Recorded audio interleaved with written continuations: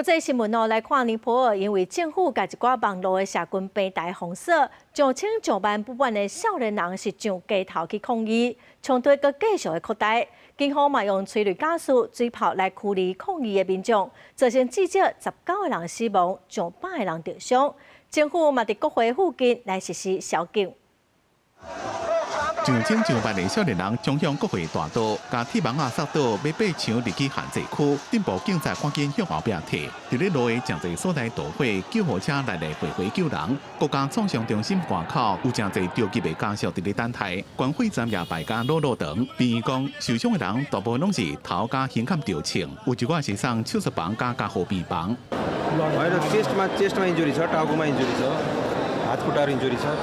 अहिले 5जना माथि 2जना ओटीमा गइरहेछ, 3जना आइसीयूमा छ।尼泊尔政府以无登记平台做理由，封锁 Facebook、YouTube 加 X 等26个社群。示威者认为这是限制言论、打击网络生活的世代清算。政府先禁止社群，搁再互贪腐，毕加紧爱上街头示威。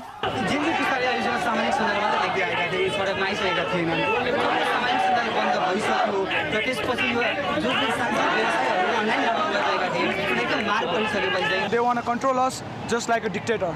I don't know what to expect from these politicians. I am just fed up just like the others. So we are against this movement and to bring a new Nepal for our good and youth people. 伫咧外界批评政府过度使用武力，内政部长莱卡伫喜合的内阁会议宣布请辞负责。病院内面受伤人讲到迄当阵的情形，有人讲迄当阵只是坐伫咧天桥骹，就互枪支射着。即日警方瞄准脚头虎以上，抑个使用实弹的比例完整。